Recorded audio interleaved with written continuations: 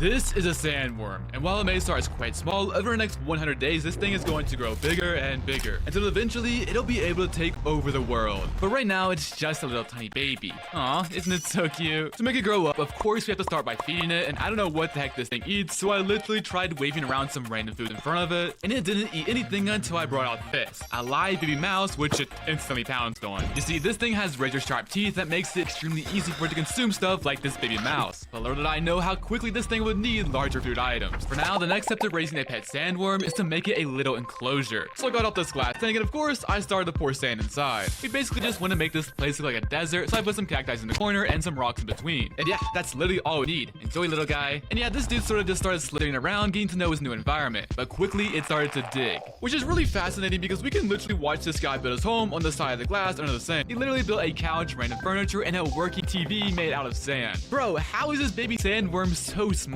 Yo, since this thing has its own home set up underground, let's give it a little water dish so it can get a drink of water. Enjoy, boy. Almost instantly, the sandworm detected something new that was added to the surface. For some reason, it was looking at the water dish super weirdly. And when it went to get a closer look and touch the water, it literally started to freak out. Oh my gosh, what is wrong with the sandworm right now? Oh, wait a second. I think the water is toxic to them.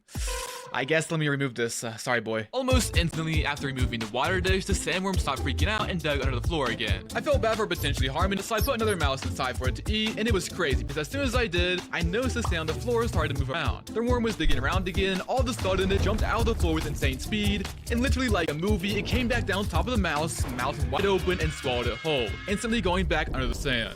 Wow, I think it's safe to say that this worm is definitely full. Let's come back a week later and see how much bigger it's gotten. And a week later, I came back to the sandworm, and it's literally massive. Of course, this meant I had to take it somewhere larger, so I literally just picked it up, brought it to my back door, and threw it in the backyard.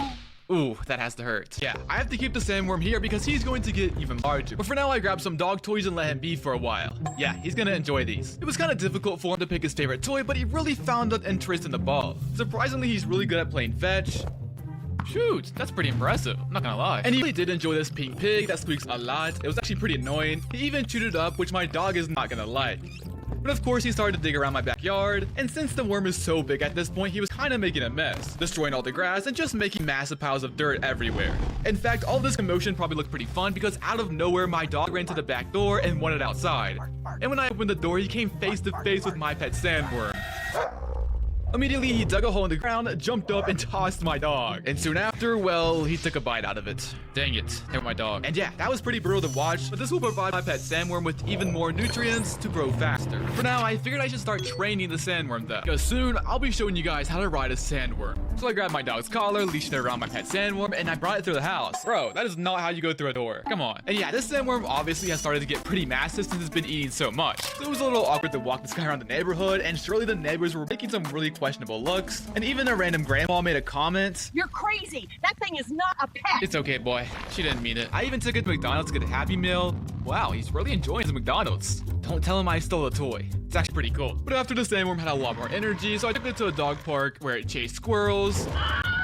It even decided that it had to poo, which I had to blur because it's kind of scary. Like, guys, I didn't bring a poo bag, so I'm just gonna leave it here if that's fine. But yeah, overall, pretty chill walk with this guy, and we eventually made it back to the house where I removed the collar, and yeah, he thought it was a good idea to go through the garage to get back into the backyard. For some reason during the night, the sandworm thought he wasn't going to behave anymore. So he started ramming through the fences, entering the neighbor's yard, and well, making it to the streets. Yeah, this was going to be a problem. Now that my sandworm's no longer in the backyard, I was going to have to find him on the streets. So I grabbed my drone from the closet, and I brought it outside and started to fly it. Thankfully, I'm a master drone operator, so I quickly moved this thing into the air and got a bird's eye view. I followed the mess that the sandworm had made, and I quickly found him in the forest outside the neighborhood. But when I found him in the forest, he was a lot bigger, this time towering over the trees with large teeth. I didn't know how to get his attention, so I just rammed my drone straight into his mouth, and he did not like that.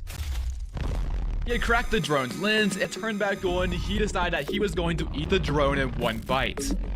I thought it was over, but somehow the drone was sort of working inside the worm's stomach, so I tried to navigate my way around using this night vision mode. It is pretty cool to see that there's fire inside of a sandworm, but that was until the fire erupted and took out the signal.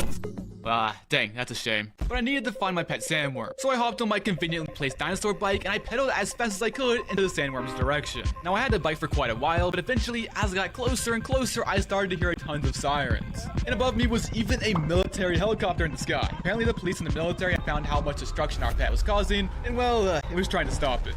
Our sandworm clearly wasn't cooperating. At this point, it was so large that it could pick up police cars and throw them around like it was nothing.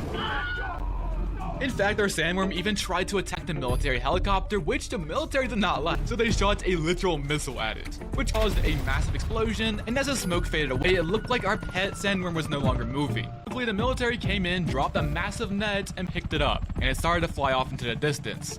Apparently, the worm was deemed as a massive threat to the public safety, so this helicopter had to take it somewhere safer. After flying for a few hours, the helicopter decided to place it in Area 51. Inside, you can find tons of unidentified alien species like the spider dog. Creepy. And since our sandworm was now the size of a small island with teeth as long as a full-grown adult, an enclosure far from civilization made from the strongest metals on Earth had to be built, so that even if our sandworm tries to break out, it would literally just slam against it and not even make a dent.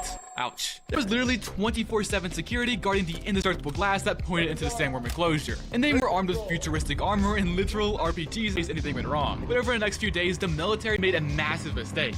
You see, they kept on having helicopters drop in massive food items because they thought this would keep the sandworm alive. They started just feeding it tons of chickens, which was kind of funny to watch, as the sandworm was just treating them like chicken nuggets. He ate so many that he literally coughed up the feathers. Wow. But then they started lowering bigger and bigger farm animals like a cow, which was even easier for the sandworm to catch and eat.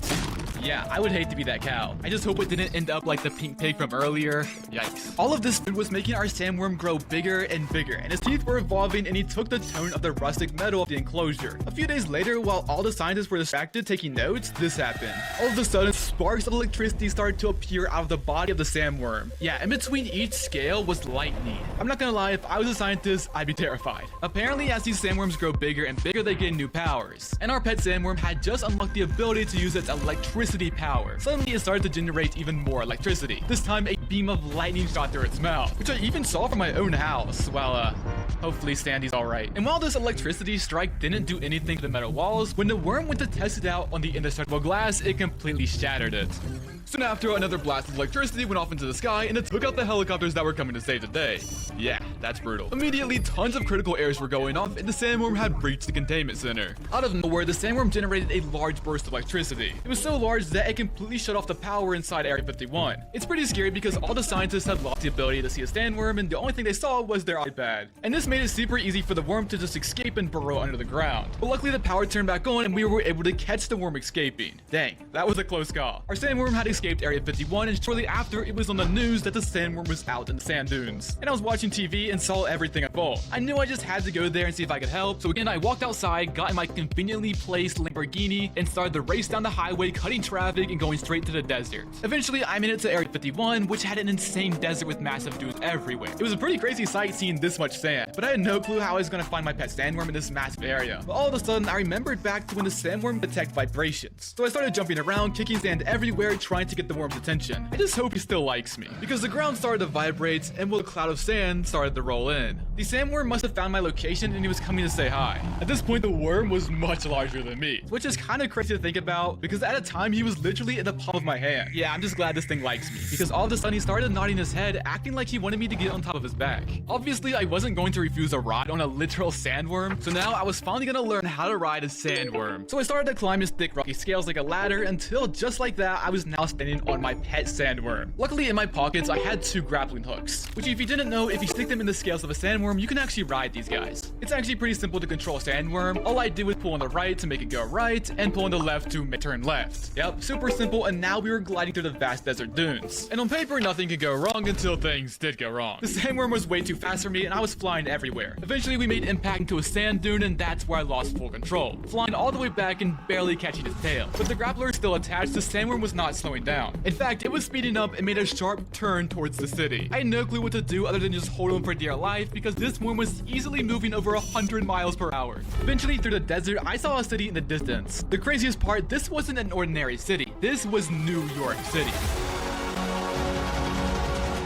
And as soon as I entered the city, my sandworm hit a lamppost and knocked me off. Wow. And it was eating everything, like trees, cars that were parked in a parking garage, and even making its way to buildings. Yeah, our sandworm was getting larger and larger until it was big enough to eat literal buildings. At this point, the military had returned with even more helicopters and the fastest military jets in the world. But it was no match because every missile shot at the sandworm didn't even phase it. If anything, it just made it even more angry. Every time the military sent a missile into the worm, it literally pulsed with a giant electric charge. It would simply jump up into the air, grab these planes, and throw them like it was nothing. At this point, nothing could stop the sandworm as it grew bigger and started to eat massive buildings, taking out one of the most well-known skyscrapers like the Empire State Building. The whole town echoed in sirens as I watched buildings crumble from afar, which is kind of sad knowing that there's tons of children that were watching homes be destroyed. At this point, it wasn't just a matter of saving the city, it was a matter of saving the world. At this moment, it was when the President of the United States received a phone call. The lady on the other end informed the President what was happening inside New York City. The President knew there was only one option. Since the military had failed, he was going to need to take drastic measures. So he slowly moved his hand over to what they called the red button. This was a nuclear launch button. All of a sudden, in the middle of nowhere, a missile silo went off, raising a nuclear missile into the air, and it was going straight to New York City. This was the only way it would be stopped, and only a few minutes later, this nuclear missile made it to New York City. Not just one, but multiple missiles were in the sky, eventually heading down towards the ground. One even going into the sandworm's mouth.